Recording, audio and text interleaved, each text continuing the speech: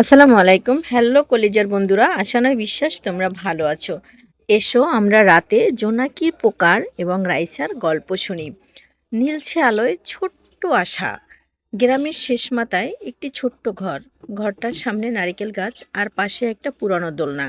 এই ঘরে থাকে 7 বছরের মেয়ে রাইসা আর তার মা হাবিবা।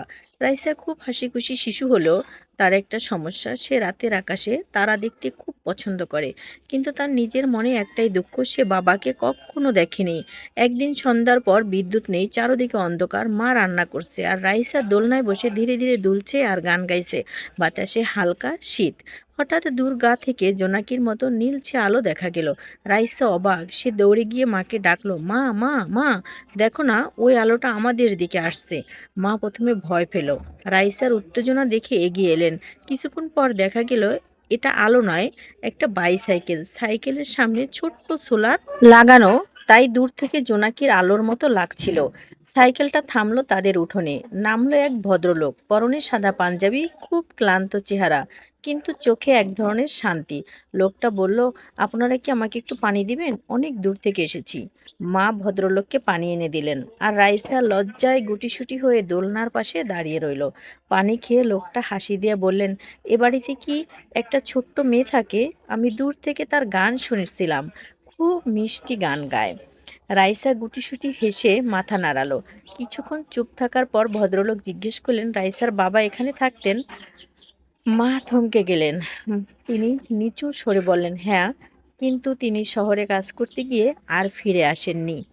লোকটা মাথা নিচু করলো, যেন নিজের সাথে লড়াই করছে। তারপর ধীরে ধীরে বলল, আমি আমি দেরি করে ফেলেছি। রাইসা কিছুই বুঝে উঠতে পারছিল না। মা চোখে পানি নিয়ে তাকালেন। এতদিন কোথায় ছিলেন আপনি? লোকটা কাপা গলায় বলল, হাসপাতালে ছিলাম, বড় দুর্ঘটনা হয়েছিল, স্মৃতিভ্রষ্ট হয়েছিল অনেক দিন, কিছুই মনে পড়তেছিল না।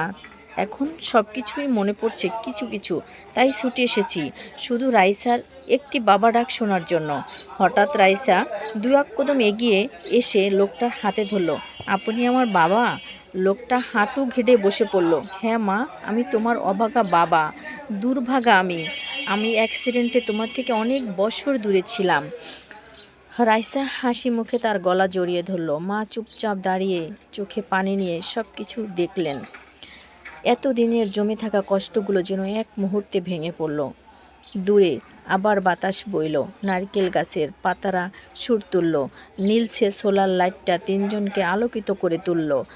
যেন অনেক দিন পর পরিবার ফিরে পেল তার নিজের আলো, নিজের নিজের রং, নিজের ভালোবাসা। এখানে যেন সুখ, শান্তি আর পরম মমতাই ভরা। তখন রাইসা বলে উঠল, মা, মনে হচ্ছে আজ আকাশের তারাগুলো আরও কাছে চলে এসেছে। মা হেসে বললেন, হ্যাঁ মা, আজ আমাদের ঘরটাই একটা তারা নেমে এসেছে। আসলে পরিবারের মানুষগুলোর মধ্যে কেউ যদি অনেক দিন নিখোঁজ থাকে কিংবা দূরে থাকে, তাহলে ছোট্ট বাচ্চাগুলোর মনে অনেক অজানা প্রশ্ন থাকে। তারা সব কিছু বুঝে উঠতে পারে না, কিন্তু অজানা প্রশ্নগুলো তাদের গিলে খায়। হয়তোবা তারা গুছিয়ে সব কথা সবাইকে বলতে পারে না, কিন্তু মনের মধ্যে কুরে কুরে ঠিকই খায়। ছোট্ট বন্ধুরা, আমার কিউট সুইট বন্ধুরা, যারা আমার এই গল্পটা শুনবা, তোমাদের যদি একটুও ভালো লাগে থাকে, যে যেখান থেকে শোনো, যদি ফেসবুক থেকে শোনো তাহলে আমাকে লাইক কমেন্ট করে দিও, আর যদি ইউটিউব থেকে শোনো তাহলে আমাকে অবশ্যই কমেন্ট করো, লাইক করো এবং সাবস্ক্রাইব করে দিও। আল্লাহ হাফেজ, ভালো থেকো, বাই বাই, টাটা।